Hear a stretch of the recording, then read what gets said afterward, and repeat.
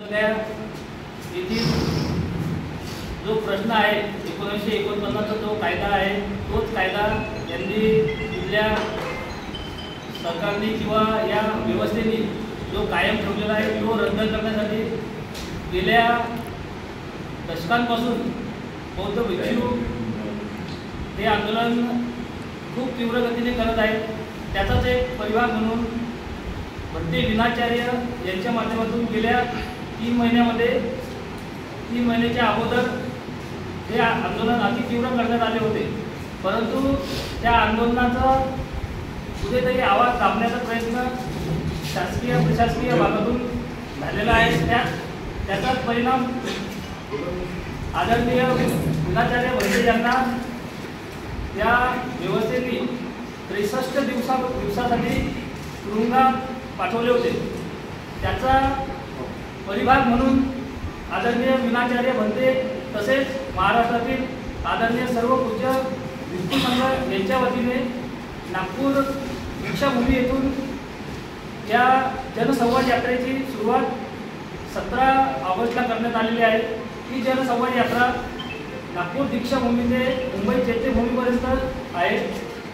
त्याचाच रूट म्हणजे बुलढाणा शहरात 22 ऑगस्टला बुलढाणा शहरात या यात्रेचं पदार्पण, या यात्रेचं आगमन होणार आहे।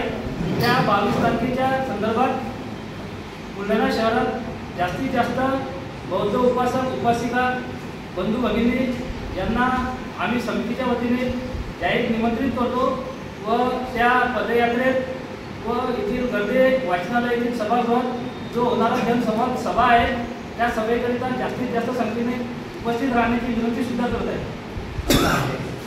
की महाबोधी बौद्ध विहार हे जागतिक दर्जाचं तीर्थक्षेत्र आहे आणि बौद्धांचं एक श्रद्धेचं केंद्र आहे, जागतिक श्रद्धेचं केंद्र आहे।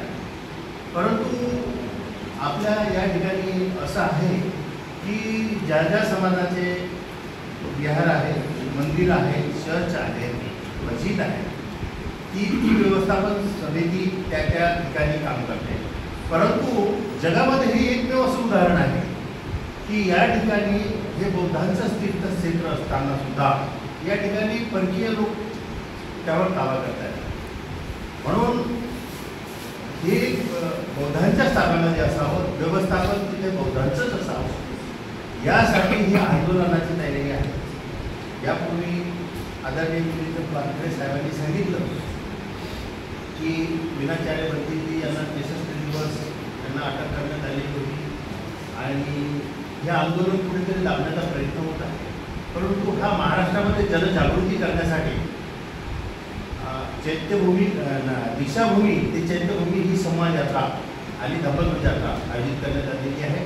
त्याचाच भाग म्हणून 22 तारखेला बुलढाणा शहरामध्ये धम्मध्वज यात्रेचं आयोजन करण्यात आलेलं आहे आणि त्याचप्रमाणे जनसंवाद हा गर्दे हॉलमध्ये घेण्यात येणार आहे।